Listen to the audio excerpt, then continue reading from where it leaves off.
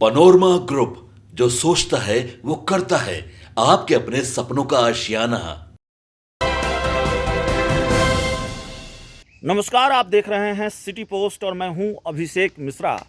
देखिए, कल एनडीए की बैठक थी। एनडीए में शामिल दलों के नेता इस बैठक में शामिल हुए। बिहार के मुख्यमंत्री नीतीश कुमार ने एनडीए की बैठक बुलाई थी। उनकी अध्यक्षता में मुख्यमंत्री आवास में ये बैठक हुई। बैठक से बहुत कुछ निकल कर सामने आया है।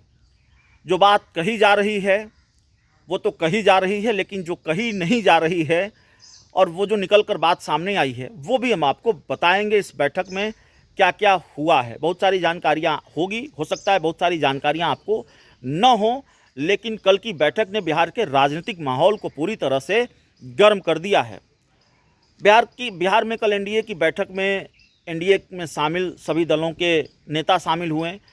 किसी ने बड़े नेताओं को भेजा, किसी ने अपने दल के प्रतिनिधि को भेजा और जाहिर तौर पर पशुपति पारस को बुलावा नहीं भेजा गया। तो एनडीए में अभी मौजूदा वक्त में शामिल वही एक दल हैं, अब हैं भी कि नहीं है, लेकिन उनको बुलावा नहीं भेजा गया, बुलाया नहीं गया।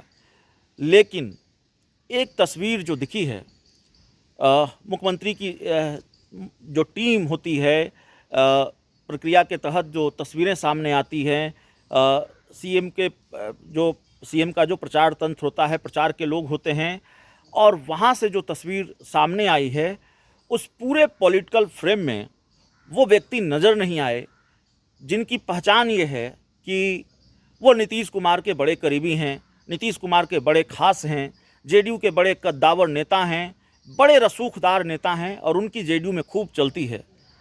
लेकिन तस्वीरों में वो कहीं दिख नहीं रहे हैं। अब आपको लग रहा होगा कि भाई हो सकता है शामिल नहीं हुए हों, लेकिन शामिल भी हुए, वो बैठक में शामिल भी हुए। और बैठक में शामिल होने के बाद जब वो बाहर निकले तो उनकी जुबान फिसल गई। उन्होंने कहा कि 2025 में 2025 सीट जीतेंगे।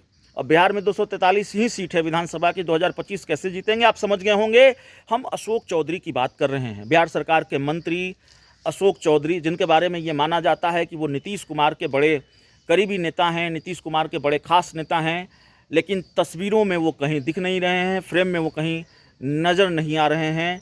और जाहिर तौर पर वो बैठक में भी शामिल हुए हैं, तो क्यों उनको फ्रेम से गायब कर दिया गया? क्यों वो तस्वीरों में नहीं दिख रहे हैं?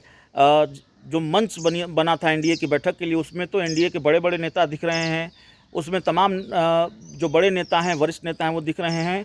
अशोक चौधरी उस फ्रेम में क्यों नहीं हैं, यह भी अपने आप में बड़ा सवाल है। तो क्या अशोक चौधरी को लेकर जो चर्चा है कि उनको पार्टी का राष्ट्रीय महासचिव इसलिए बनाया गया है ताकि उनकी मंत्री पद से छुट्टी हो सके, अशोक चौधरी भी क्या नीतीश कुमार की आंखों में खटक रहे हैं?